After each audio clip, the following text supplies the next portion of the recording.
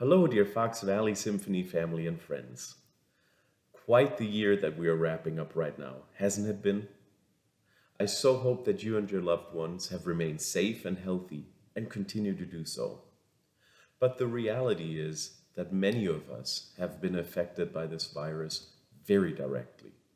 Perhaps have lost loved ones, or at least have friends or family who have lost loved ones. Beyond that, we have all had to make great sacrifices. I, for example, am going through a great Fox Valley Symphony withdrawal. Our orchestra community is truly amazing. This community has so enriched my life, and I feel very blessed to get to be part of it. I, of course, miss making music with the musicians of the Fox Valley Symphony, but even more so, I miss simply being with them and being with you, spending time together, smiling, laughing, and sharing joy, sorrow, happiness and grief, love, frustrations, gratitude, and life with each other, all through our common love for music and for people. While the Fox Valley Symphony and I have not been able to make any music together in person this fall, I've been very lucky to still have been able to make music with my amazing students at Concordia College in Minnesota on a daily basis. With strict safety protocols in place, we've worked on both chamber orchestra as well as full symphony orchestra repertoire.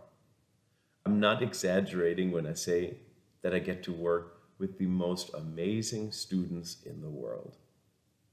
We've been greatly aware of what a privilege it has been for all of us to get together to make music every single day since September.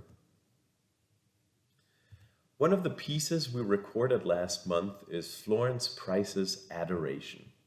Originally a staple of the organ repertoire, American violist Akiko Hosoi beautifully arranged the piece for string orchestra. The Fox Valley Symphony had planned to perform this piece for you back in November, but unfortunately we had to cancel.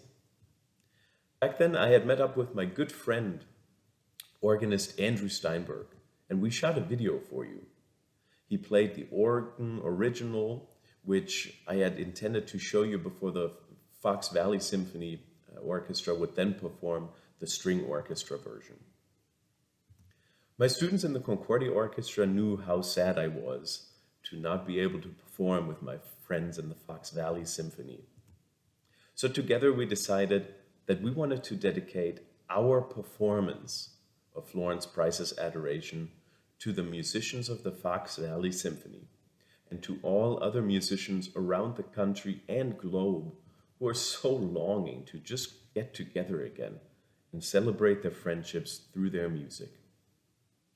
Today, we hope that you will enjoy our performance of this beautiful piece of music.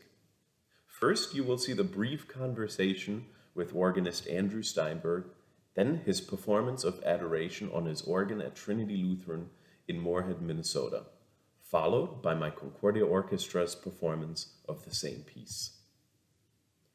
I wish everyone happy holidays. Please stay safe and warm.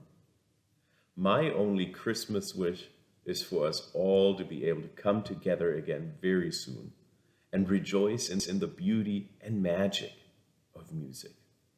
Much love. We're at Trinity Lutheran Church in Moorhead, Minnesota right now, and joining us today is organ professor and symphonia conductor at Concordia College, as well as music director and organist at Trinity Lutheran, my good friend Andrew Steinberg. Together we direct the orchestral program at Concordia College. And I'm so pleased, Andrew, and I'm so grateful that you're willing to be with us today. It's my pleasure. I was so excited when you extended this offer to go back to the roots of this Florence Price piece, Adoration. As a solo organ score, this piece has had a life of its own in the repertoire of church organists of all skills and levels and varieties throughout the country for decades and decades. And it's one of the few scores up until recently that we did have of hers in its original format for the organ. Right, because so much of her music was actually almost being lost, right? We found, or scholars found, so many manuscripts and plenty of her sheet music in an old abandoned house right outside of Chicago. And that was not until just a few years ago. Yeah, it's really quite interesting that we have this one piece that has lasted for so long, and yet this wealth of music that has been waiting to be found.